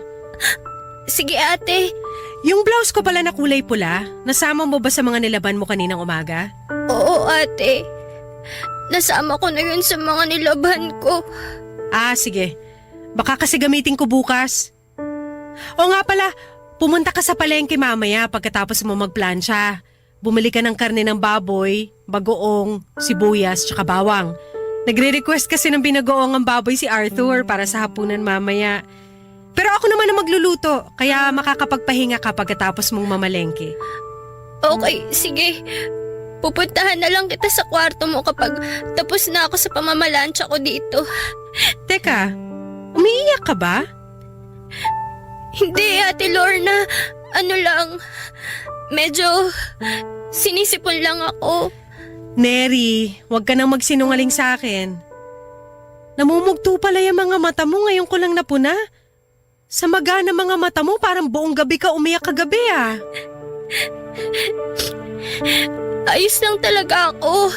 Sipon lang to. Ano ba kasing problema? Sabihin mo na sa akin. Wala, Ate Lorna. Neri, ayoko nagsisinungaling ka sa akin. Parang kapatid na ang turing ko sa'yo kaya sana huwag mo namang ilihim sa akin ang mga bagay na gumugulo sa isip mo.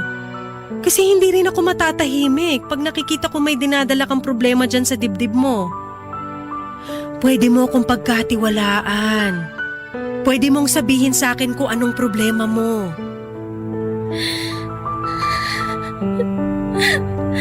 Ano kasi, ate? Buntis ako.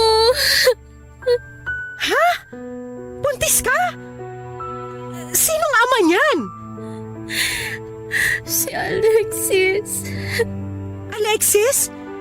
Yung driver dun sa malaking bahay na may automatic na gate? Oo, siya nga. Alam na ba niya yung tungkol sa pinagbubuntis mo? Oo, alam niya na rin, ate. Anong sabi niya? Anong plano niyong dalawa? Ayun na nga ang problema ko, ate. Mula nung nalaman niyang buntis ako, hindi ko na siya nakita pa. Ang sabi ng mga kasama niyang kasambahay sa bahay, umuwi na raw si Alexis sa probinsya nila. Hala! Paano yan? Nakukontak mo pa ba siya? May iba ka pa bang kakilala na pwedeng lapitan para makausap mo siya? Wala na, Ate Lorna. Wala naman akong kakilala na ibang kamag-anak niya. Tapos, lahat ng number niya na nakasave sa cellphone ko, hindi ko na rin makontak. Nako! Mahirap talaga hanapin yung tao na ayaw magpakita. Ikaw ba? Ano nang plano mo ngayon? Hindi ko nga alam, ate. Hindi ba naman kasi talaga ako ready maging nanay? Ni wala pa nga akong malaking naiipon para sa sarili ko. Tapos magdadagdag pa ako ng papakainin ko. Kung bakit naman kasi nabuo pa tong baby sa tiyan ko. Huwag mong sabihin yan. Alam mo naman na biyaya ng Diyos ang bawat batang mabubuhay sa sinapupunan ng isang babae. Kaya hindi ka dapat nagsasalita ng ganyan. Pero hindi pa nga ako ready maging nanay. Ayokong pareho kaming lumaking naghihirap ng magiging anak ko. Pwede ka naman naming tulungan ni Arthur. Pero alam mo, may naisip akong paraan para hindi ka mabigatan sa dinadala mo ngayon na problema. Hindi ko nga lang alam kung sasang-ayon ka dito sa naisip ko. Ano yun, Ate Lorna? Kung okay lang sa'yo, aampunin na lang namin ni Arthur ang magiging anak mo. At kung gusto mo, pwede rin kitang bayaran para sa baby mo. Para naman makapagsimula ka ng totoong bagong buhay, Neri.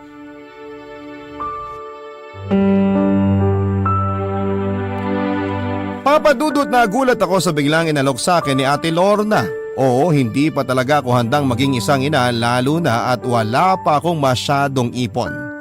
Gusto ko pa rin talagang magbuhay dalaga. Pero hindi ko alam kung kaya ko bang ipamigay o ibenta ang ipinagbubuntis kong anak. Sinabi ni Ate Lorna na pag-iisipan ko dapat ang inaalok niya sa akin. Sinabi niya rin na pwede ko siyang bigyan ng presyo kung magkano ang gusto kong pagbenta sa anak ko sa kanya. Sasagutin niya lahat ng check-up at vitamins ko hanggang sa sa akin na pumayag ako na ibenta ang baby na ipinagbubuntis ko. Pero sinabi na rin pala yon ni Ate Lorna kay Kuya Arthur, kaya pati ito ay kinumbinsin na rin ako.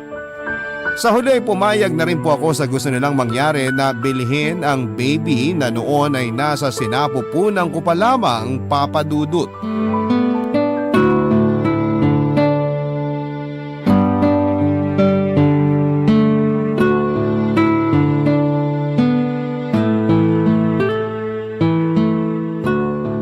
Hindi pa ba gising si Neri? Hindi pa. Kaya nga ako na rin ang nagluto ng almusal ngayon kasi alam ko na maaga ang pasok mo sa trabaho. Nandyan na nga pala yung kape mo sa lamesa. Hindi na nga lang masyadong mainit yan kasi kanina ko pa sinalin yan sa tasa mo mula sa coffee machine habang naliligo ka kanina. Gusto mo ikuha na lang kita ng bago? Naku, wag na. Okay na to. Salamat. Nagmamadali na rin ako kasi may maaga akong client meeting ngayon. May binigay nga palang bagong vitamin si doktora kay Neri kahapon. Ininom na rin niya kagabi kaya siguro napasarap yung tulog niya. Hinayaan ko na rin. Alam ko naman na makakabuti sa baby niya yung mahimbing na pagtulog. Tama ka dyan, sweetheart. Tsaka bumabawi naman siya sa mga gawaing bahay kapag gising na siya. Alam mo, sweetheart, sobrang excited na talaga ako sa magiging anak natin. Ako rin. Buti nga pumayag ka kaagad nung sabihin ko sa'yo na gusto kong ampunin natin yung pinagbubuntis ni Neri. Siyempre papayag ako. Alam mo naman kung gaano katagal ko nang gusto na magkaroon tayo ng anak, di ba? At least ngayon, manggagaling pa sa mismong pinsan mo yung baby at hindi kung kanino lang, di ba? Yan din talaga ang nasa isip ko. Magkakaroon na tayo ng anak, tapos matutulungan pa natin si Neri na magsimula ulit sa buhay niya. Ay, sweetheart, kailangan ko na palang umalis kasi baka malate pa ako sa meeting. Babaunin ko na lang yung sandwich na ginawa mo. Sa office ko nakakainin. Okay, sige. Sakto naglagay na ako ng isa dito sa lalagyan. Eto na sweetheart, nandito na rin sa bag, pati yung lunch mo mamaya. Thank you, sweetheart. Alis na ako ha. Pakis nga. Mwah! Bye, see you later. Ingat ka sweetheart ha. Bye! Magigising na rin siguro yun si Neri. Salinan ko na nga siya ng kape. Good morning, Kuya Arthur. Oh, good morning din. Mabuti naman at gising ka na, Neri. Upo ka na dito. Sakto, ito na yung kape mo. Hindi ko na nilagyan ng gatas yan. Alam ko kasi na black ang gusto mo sa kape. Naku, salamat po. Nakakahiya naman, kayo pa ang nagtimpla ng kape ko. Mukhang kayo rin na nagluto nitong fried rice, longganisa at itlog ah. Oo, ako nga. Wala kasi akong pasok ngayon sa trabaho. Maaga ako nagising kanina, kaya nagluto na rin ako. Thank you talaga, Kuya Arthur. Sorry kung tinanghali ako ng gising. Maaga naman ako natulog pero grabe yung lalim ng tulog ko. Kasi hindi ko na malayan yung tunog ng alarm ng cellphone ko. Epekto siguro yan ng bagong vitamins na binigay sa'yo ni Doktora kahapon. At teka, lalagyan ko lang ng fried rice at ulam tong plato mo ha. O ayan, kain ka na. Salamat, Kuya. Pasensya na, ikaw ang naabala ngayon sa paghahanda ng almusal. Ayos lang yun, ano ka ba? Alam mo naman na ang pinaka-importante ngayon, malusog mong maipanganak yung baby. Sobrang excited na nga kami ng ate Lorna mo kasi sa wakas, magkakaroon na rin kami ng anak. Kaya salamat talaga sa'yo, Neri ha. Ako pong dapat magpasalamat. Kung hindi dahil sa inyo, hindi ko na alam kung kanino pa ako pwedeng humingi ng tulong. Baka nga tuluyan ko na rin na ipalaglag ang baby na to dahil hindi pa talaga ako handa sa ganitong klase ng responsibilidad. Ay, mabuti talaga at kinausap ka ni Lorna. Baka kasi kung ano pang nagawa mo sa baby at sa sarili mo. Huwag kang mag-alala. Hindi ka namin pababayaan. Isang pamilya tayo sa bahay na to.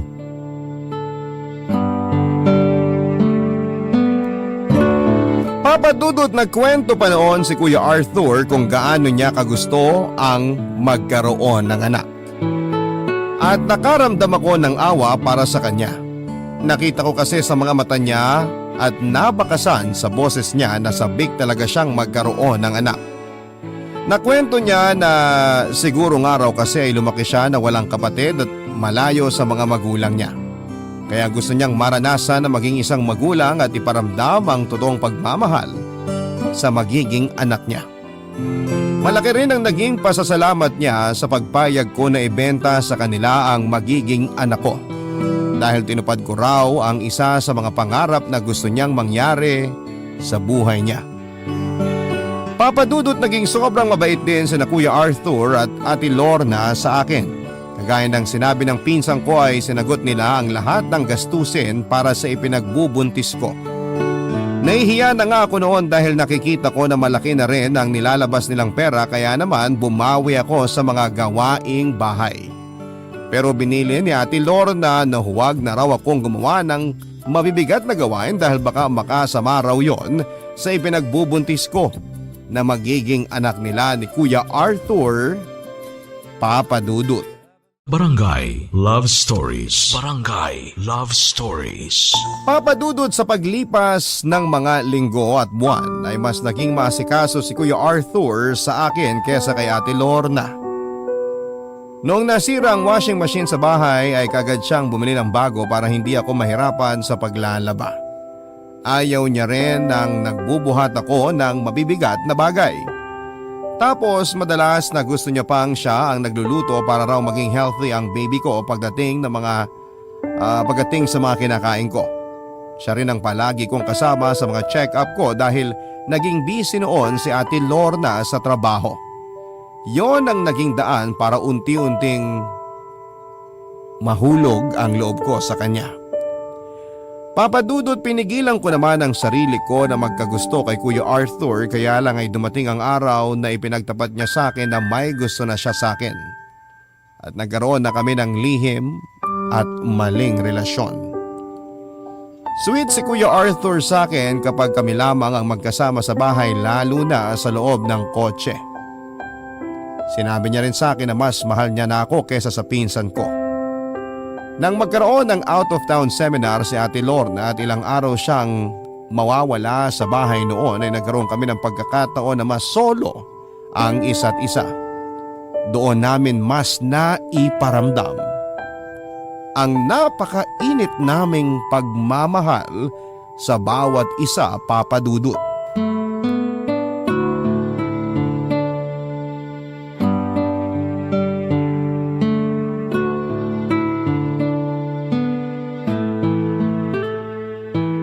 Huy!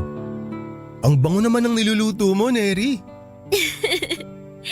Ginisang munggo lang naman to. Teka, papatayin ko lang yung apoy sa kalan kasi luto na to. Ang aga mo yata nakauwi ngayon galing sa trabaho. Inagahan ko talaga kasi gusto ko na masolo kita kahit sandali lang. Pakis nga ako rito. Kuya Arthur, wag mo akong halikan sa leeg ko, nakikiliti ako. Ay, sorry. Ang bango mo kasi kaya hindi ko tuloy napigilan na halikan ka sa leeg. Akala ko ba itong niluluto ko yung mabango? Siyempre mas mabango ka. Kaya nga, pwede ba itigil mo na yung pagtawag mo sa akin ng kuya? Hindi mo naman na ako kuya eh. Boyfriend mo na ako kaya dapat Arthur na lang ang itawag mo sa akin. Okay, sige. Arthur. Pakis nga ako sa lips. Arthur, parang may narinig ako naglalakad papunta dito sa kusina. Si Ate Lorna yata yun. Lumayo ka sa akin kasi baka mapansin niya pa tayo. Okay, sige. Buti na lang hindi traffic. Hindi ako nahirapang bumiyahe pa uwi. Hi sweetheart! Oh, Arthur! Nandito ka na pala sa bahay. Akala ko mauuna pa ako makauwi sa'yo. Ah, inagahan ko talaga ang uwi kasi alam ko na ngayon ang uwi mo galing sa seminar nyo. Namiss kasi kita eh. Aww, namiss din kita. Payakap nga ako sa sweetheart ko. Sige pa. Ito, yayakapin kita ng mahigpit kasi malakas makawala to ng pagod. Miss na miss kita. Sweetheart. Oo nga, Neri. Dapat hindi ka na masyado nagkikikilos. Huwag ka na rin masyado magluto para hindi ka mapagod. Pwede naman kaming umorder na lang ng pagkain natin. Ayos lang. Hindi naman ako mabilis mapagod. At hindi rin ako sanay na hindi masyadong kumikilos dito sa bahay. Okay, ikaw ang bahala. Basta iingatan mo ang baby namin ha. Alam mo naman na sobrang excited na kami ni Arthur sa magiging anak namin. O siya, maghain ka na. Magpapalit lang ako ng pambahay. Sige, Ate Lorna. Papa Dudut, nagigilty din naman ako dahil sa maling relasyon namin ni Arthur. Lalo na at napakalaki na ng utang na loob ko kay Ate Lorna. Naging sobrang mabait siya sa akin kahit sa umpisa pa lamang na hindi ko pa ipinagbubuntis ang baby na bibilhin niya sa akin. Alam ko rin na mabuti siyang tao dahil never niya akong pinakitunguhan ng hindi maganda. Madalas nga rin siyang nagpapadala ng pera sa mga kamag-anak namin sa probinsya na humihingi ng tulong sa kanya. Kaya nga siya rin ang unang pumasok noon sa isipan ko na hinga ng tulong nang gusto kong lumuwas ng Maynila para magtrabaho. Pero wala eh. Minahal na talaga ng puso ko si Arthur at mas natatalo ng pagmamahal na yon ang konsensya na nararamdaman ko. Palagi rin kasing sinasabi sa akin ni Arthur na seryoso na siya sa kung ano man ang relasyon na meron kami noon. At mas mahal niya na rin ako kesa sa pinsan ko. Kaya naman umaasa na talaga ako na sa huli ay ako ang pipiliin ni Arthur na mas makasama kesa kay Ate Lorna, Papa Dudut.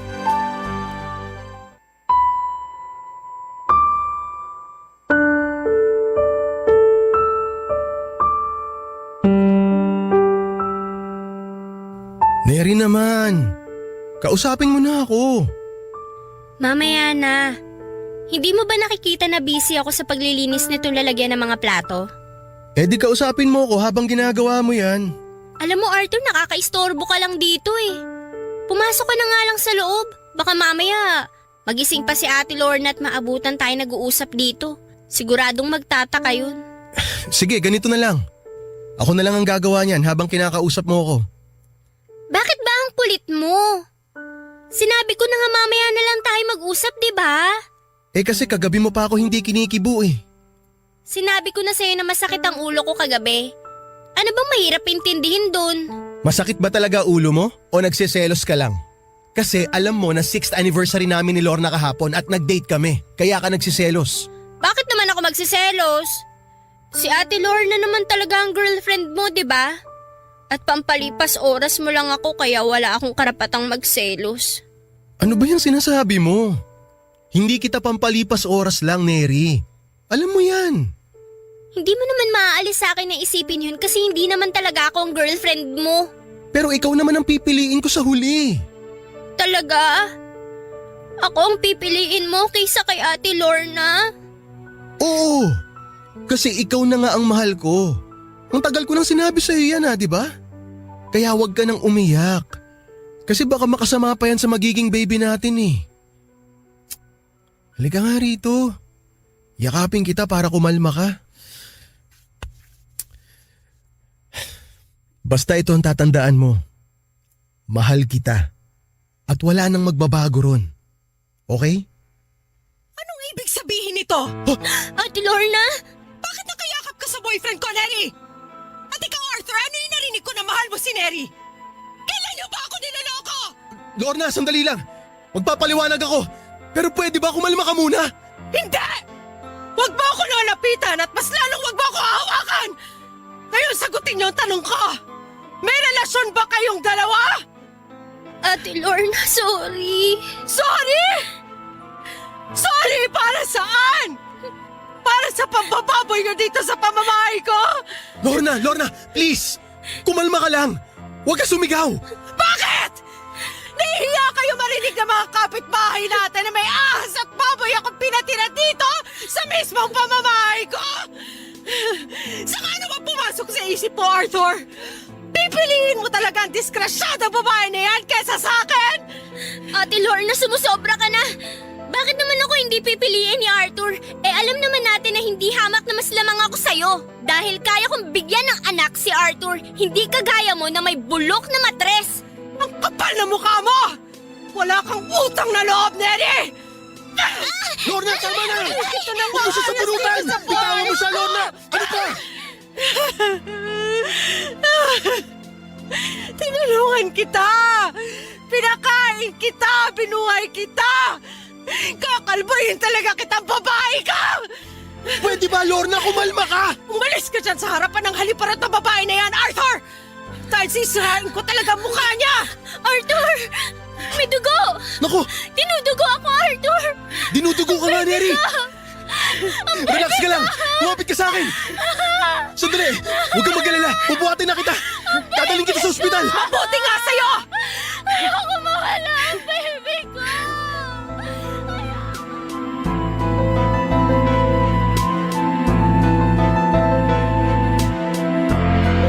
Papadudot nang makita ni Ate Lorna na dinudugo na ako ay tinigilan na niya ang pagsisigaw at pananakit sa akin.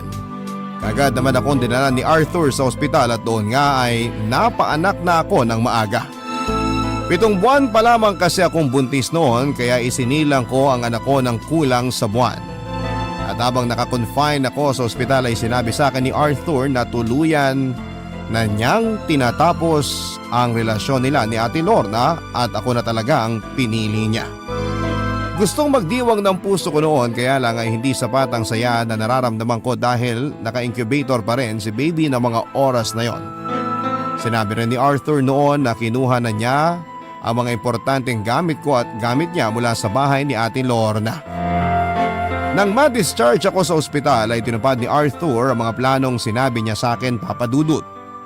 Umupa siya ng hindi kalakihang bahay na para sa aming dalawa kaya nga lang Nalaman din ng ibang kamag-anak namin ang ginawa ko na pangaagaw sa partner ng pinsang kong si Ate Lorna. Kaya naman marami ang nag-message sa akin sa Facebook at nag-text ng hindi magagandang bagay dahil sa mga ginawa ko. Sinabi naman sa akin ni Arthur na huwag na lamang pansinin ang mga yon dahil ang mahalaga, kaming dalawa na ang magkasama ng mga oras na yon. Papadudot, mahigit 1 buwan nang naka-incubator ang baby ko nang tuluyan siyang bawian ng buhay. Hindi na raw kinaya ng katawan niya ang lumaban, sabi ng doktor. At napakasakit ng pangyayaring yon para sa akin pati na rin kay Arthur. Umasa kasi siya noon na magkakaroon na siya ng anak. Yung tipong kahit na hindi pa niya kadugo ay tinuring na niyang anak ang baby ko. Kaya lang ay hindi pa talaga siguro na katadhana na magkaroon kami ng anak ni Arthur, kaya maagang kinuha si baby mula sa akin. Ayoko namang isipin na karma ang pangyayaring yon dahil sa kasalanan na nagawa ko. Dahil ayoko na ring maramdaman pa ang pagka-guilty ko dahil sa pangaagaw ko kay Arthur mula sa pinsang kong si Ate Lorna. Sa ngayon, papadudot, halos 3 taon na kaming nagsasama ni Arthur pero hindi pa rin ulit ako nabubuntis. Minsan nga ay napipressure na rin po ako dahil nararamdaman ko na gusto na ni Arthur na magkaroon kami ng anak. Palagi niya kasing tinatanong kung hindi pa raw ba na-delay ang menstruation period ko. Tapos pina-check up niya pa ako para malaman namin kung may komplikasyon na ba sa matres ko. Sinabi naman ng doktor na wala at kailangan lang daw naming maghintay. Kaya lang habang tumatagal ang pagsasama namin na wala pa rin kaming anak ay para bang unti-unti kong nararamdaman na nagsisimula ng manlamig sa akin ang partner ko. At natatakot ako na baka dumating din kami sa point na ipagpalit niya ako sa ibang babae.